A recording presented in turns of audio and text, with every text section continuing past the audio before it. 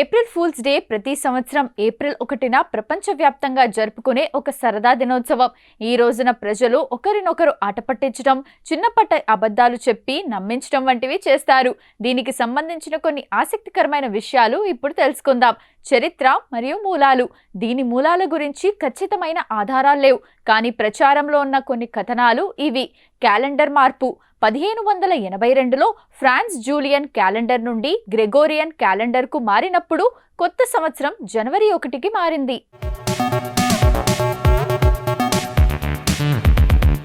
అంతకుముందు ఏప్రిల్ 1న కొత్త సంవత్సరం జరుపుకునేవారు. క్యాలెండర్ మారిన విషయం తెలియక ఇంకా ఏప్రిల్ 1నే కొత్త సంవత్సరం జరుపుకున్న వారిని అందరూ ఏప్రిల్ ఫూల్స్ అని పిలవడం ప్రారంభించారు. హిలేరియా పండుగ. పురాతన రోమ్లో హిలేరియా అనే పండుగను జరుపుకునేవారు. ఇందులో ప్రజలు మారువేషాలు వేసుకుని ఇతరులను ఆట పట్టించేవారు. ప్రపంచవ్యాప్తంగా ఎలా జరుపుకుంటారు? ఫ్రాన్స్. ఇక్కడ పిల్లలు కాగితంతో చేసిన చేపలను ఇతరులకు తెలియకుండా వారి వీపుపై అతికించి ఏప్రిల్ ఫిష్ అని అరుస్తారు.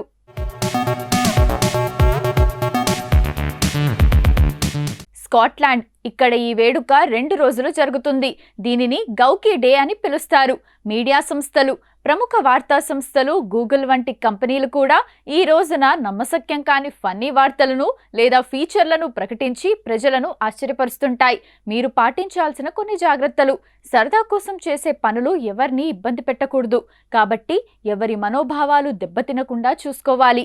ఆరోగ్యం లేదా ప్రాణాలకు హాని కలిగించే ప్రయోగాలు చేయకూడదు.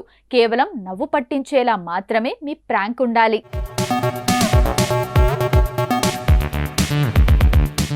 ఇప్పటిదాకా ఏప్రిల్ ఫూల్స్ డే గురించి తెలుసుకున్నాం కదా. ఇక ఇదే రోజు ఒడిశా దివాస్ కూడా. మరి దీని గురించి కూడా తెలుసుకుందాం.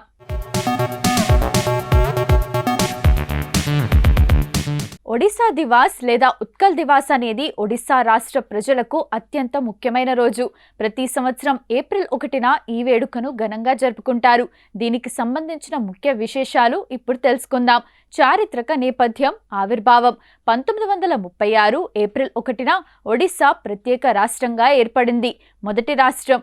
బ్రిటిష్ పాలనలో భాషా ప్రతిపాదికన ఏర్పడిన భారతదేశపు మొట్టమొదటి రాష్ట్రం ఒడిశా. అంతకుముందు ఇది బెంగాల్ ప్రెసిడెన్సీలో భాగంగా ఉండేది.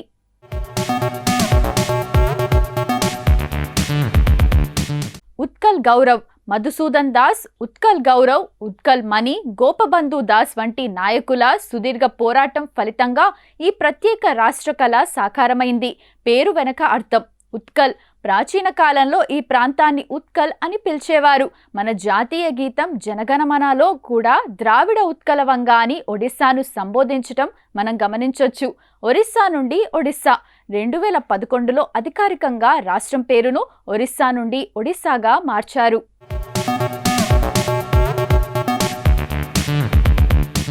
వేడుకలు ఎలా జరుగుతాయి? అలంకరణలు. ఒడిశా అంతటా ప్రభుత్వ కార్యాలయాలు, విద్యా సంస్థలు విద్యుత్ దీపాలతో ముస్తాబవుతాయి. సాంస్కృతిక కార్యక్రమాలు. రాష్ట్ర వ్యాప్తంగా ఒడిస్సీ నృత్య ప్రదర్శనలు, సంగీత కచేరీలు నిర్వహిస్తారు. పురస్కారాలు. వివిధ రంగాల్లో విశేష కృషి చేసిన వారికి రాష్ట్ర ప్రభుత్వం ఈ రోజున అవార్డులను అందజేస్తుంది. ప్రాముఖ్యత. ఈ రోజు కేవలం ఒక రాష్ట్ర పుట్టినరోజు మాత్రమే కాదు, ఒడిశా యొక్క గొప్ప సంస్కృతి, కళలు, సాహిత్యం మరియు జగన్నాథుని భక్తి సాంప్రదాయాలను స్మరించుకునే రోజు. పూరి జగన్నాథ ఆలయం, కోనార్క్ సూర్య దేవాలయం వంటి అద్భుత కట్టడాలు ఈ రాష్ట్ర గర్వకారణాలు.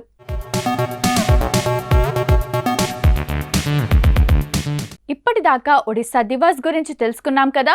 ఇక ఇదే రోజు reserve Bank of India day కూడా. మరి దీని గురించి కూడా తెలుసుకుందాం.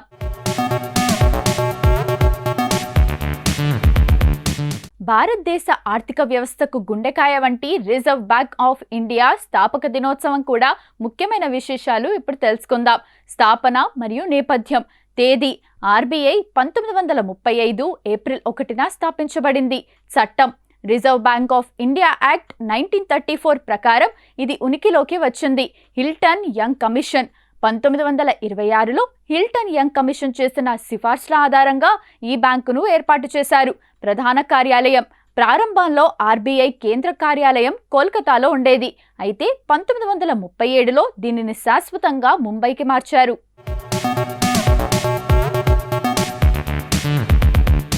ప్రైవేట్ నుండి ప్రభుత్వ సంస్థగా మొదట్లో ఆర్బీఐ ఒక ప్రైవేట్ వాటాదారుల బ్యాంకుగా ప్రారంభమైంది.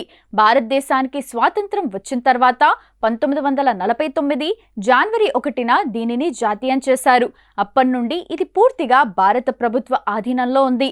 ఆర్బీఐ విధులు: కరెన్సీ జారీ, రూపాయి నోట్లను ముద్రించటం మరియు పంపిణీ చేయటం.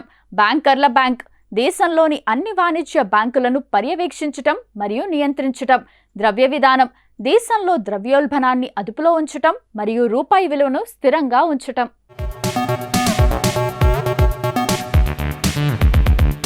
ప్రభుత్వ బ్యాంక్: కేంద్ర మరియు రాష్ట్ర ప్రభుత్వాలకు బ్యాంకర్గా వ్యవహరించటం.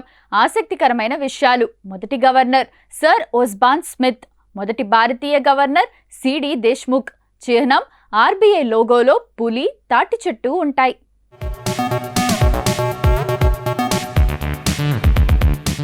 ఇప్పటి వరకు reserve Bank of India day గురించి మనకు తెలియని కొన్ని ఆసక్తికరమైన నిజాలు తెలుసుకున్నాం కదా. మరి ఏప్రిల్ 1వ తేదీన ఒక్కసారి చరిత్రలోకి వెళ్ళి చూస్తే ఎంతో మంది ప్రముఖుల జన్మాలు జరిగాయి. మరి ఒక్కసారి చరిత్ర పుటల్లోకి వెళ్ళి నేడు జన్మించిన ప్రముఖులు ఎవరో తెలుసుకుందాం రండి.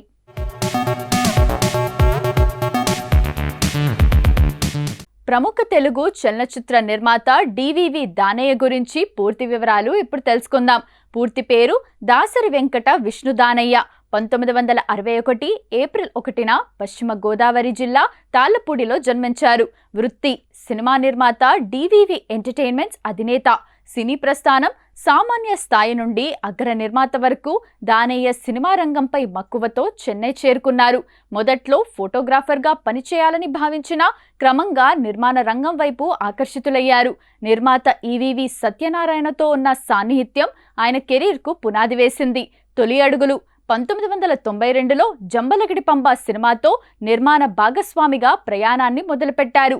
డివివి ఎంటర్టైన్మెంట్స్ తన సొంత బ్యానర్పై భారీ బడ్జెట్ చిత్రాలను నిర్మిస్తూ టాలీవుడ్లో ఒక బ్రాండ్గా ఎదిగారు.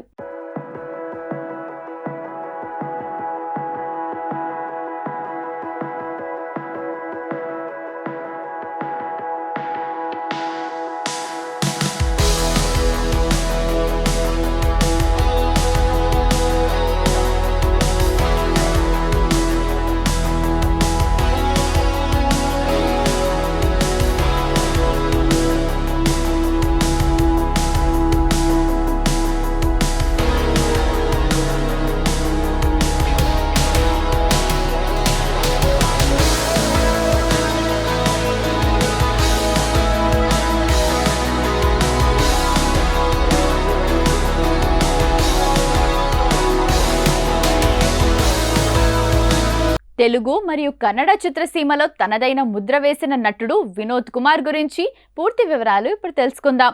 ఆయన ముఖ్యంగా 90వ దశకంలో తెలుగులో యాక్షన్ మరియు ఫ్యామిలీ డ్రామా సినిమాలతో మంచి గుర్తింపు తెచ్చుకున్నారు. పూర్తి పేరు వినోద్ కుమార్ అల్వా. 1963 ఏప్రిల్ 1న పుత్తూరు, దక్షిణ కన్నడ జిల్లా, కర్ణాటకలో జన్మించారు. భాషలు: తెలుగు, కన్నడ, తమిళం మరియు మలయాళ చిత్రాల్లో నటించారు.